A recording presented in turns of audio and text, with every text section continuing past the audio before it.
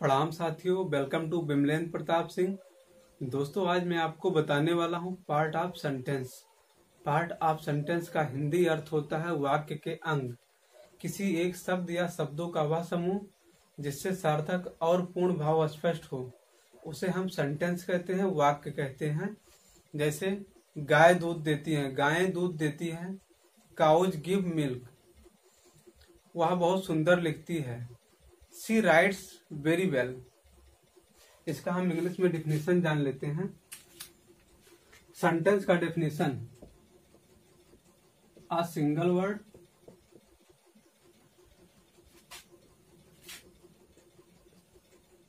और a group of word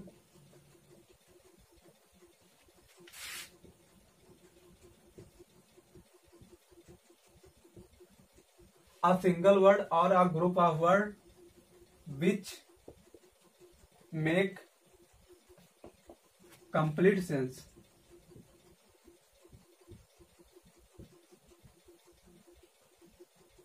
Called sentence.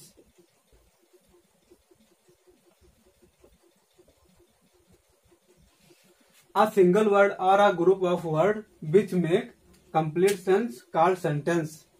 किसी एक शब्द या शब्दों का वह समूह जिससे सार्थक और पूर्ण भाव स्पष्ट हो, उसे हम वाक्य कहते हैं, सेंटेंस कहते हैं। दोस्तों, सेंटेंस के कुछ एग्जाम्पल जम्बल्ड फॉर्म में दिए गए हैं जो कि गलत हैं। इनका कोई सेंस नहीं निकल रहा है। इन्हें हम व्यवस्थित क्रम में लिख लेते हैं। मिल्क गिव काउज, तो इसका क्या होगा? Cows, cows give milk,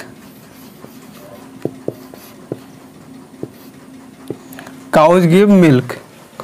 bell berry right see, तो इसका होगा सी rights very well.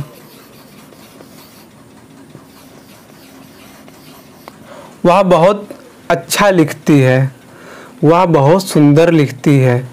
Fly bird the in the air, the bird fly, fly birds in the air, तो इसका होगा birds fly in the air.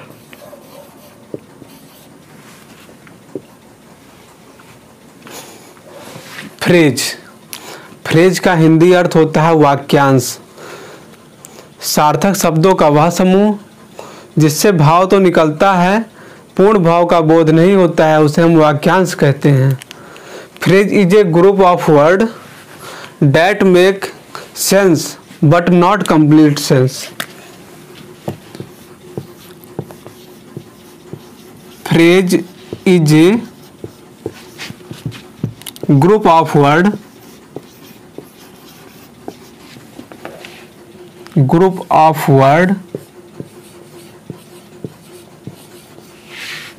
that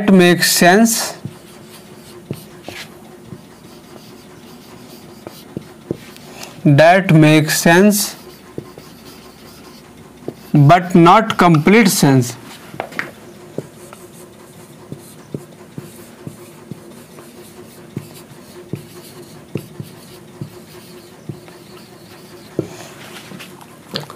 Phrase is a group of words that make sense but not complete sense. Phrase is a group of words that make sense but not complete sense. इसका हिंदी अर्थ है सार्थक शब्दों का वह समूह, सार्थक शब्दों का वह समूह जिससे भाव तो निकलता है, पूर्ण भाव का बोध नहीं होता है, उसे हम वाक्यांश कहते हैं, उसे हम फ्रेज कहते हैं। एग्जाम्पल इसका हम देख लेते हैं दोस्त। एग्जाम्पल इसका हम देख लेते हैं। At home,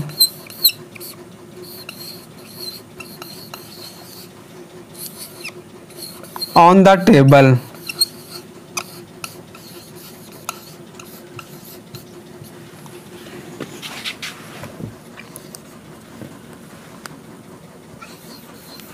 at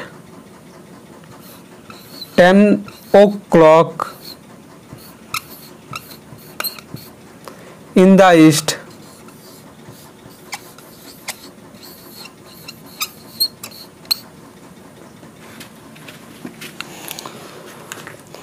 At home. At home is घर पर. On the table, मेज पर. At 10 o'clock, 10 बजे. In the east, पूरब में. ये कंप्लीट सेंस नहीं है, सेंटेंस का कुछ अंश है. जैसे एट होम, घर पर. अब घर पर से आप क्या समझ पाएंगे? जैसे राम घर पर है, तब तो अर्थ निकल रहा है, लेकिन घर पर इसका कोई सेंस नहीं है. इसका सेंस तो है लेकिन कंप्लीट सेंस नहीं है. On the table, on the table, मेज पर.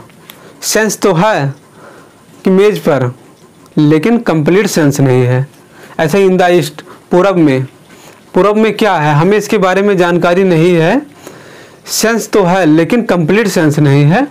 ये सब फ्रेज के अंतर्गत आते हैं. फ्रेज मीन्स होता है वाक्यांश. सेंटेंस में वर्ब होता है, जबकि फ्रेज में वर्ब नहीं होता है. ये जितने सारे मैं एग्जाम्पल लिखवा दिया हूँ, इसमें कहीं आपको वर्ब नहीं दिखेगा. ये सब फ्रेज के लक्षण हैं. और अगर कहीं सेंटेंस होता, सेंटेंस में वर्ब जरूर होता है. जैसे Ram goes to school. Ram goes to school, तो गोज इसमें वर्ब है. सीता लिव्स इन दिल्ली, इसमें लिव्स जो है वर्ब है, जो कि सेंटेंस है. कुछ सेंटेंस रीऑर्डर में दिए गए हैं, हमें उनका सेंटेंस बनाना है. कुछ सेंटेंस आप लोगों के बीच में प्रस्तुत किया हूँ, उसे जो अव्यवस्थित है उसे हमें व्यवस्थित करके लिखना है. Reorder them properly to make sentence. Sun moves the earth round the. ये कोई सेंस नहीं आ रहा है इसमें, इसको हमें कंप्लीट सेंस में लाना है. आपको मालूम होगा कि जब हम ट्रांसलेशन करते हैं तो पहले सब्जेक्ट लिखते हैं, फिर वर्ब प्लस ऑब्जेक्ट. तो उसी के अकॉर्डिंग इसे अरेंज करना है.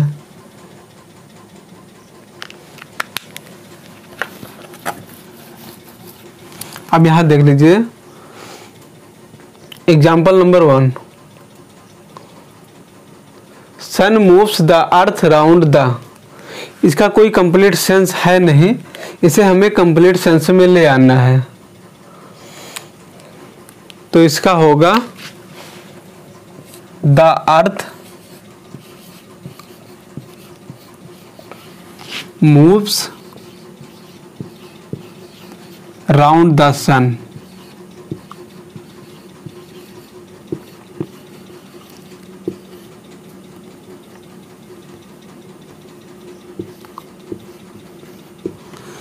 पृथ्वी सूर्य के चारों ओर चक्कर लगाती है. पृथ्वी सूर्य के चारों ओर चक्कर लगाती है. Exercise is a good swimming.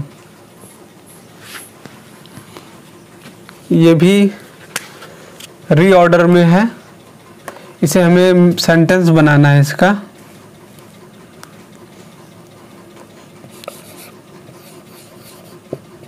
Swimming. Swimming is a good exercise.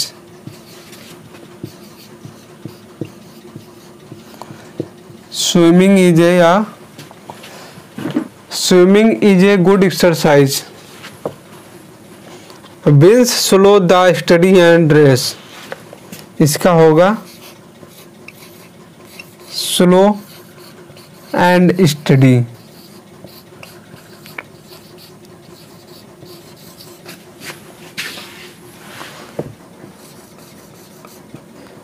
Wins the race.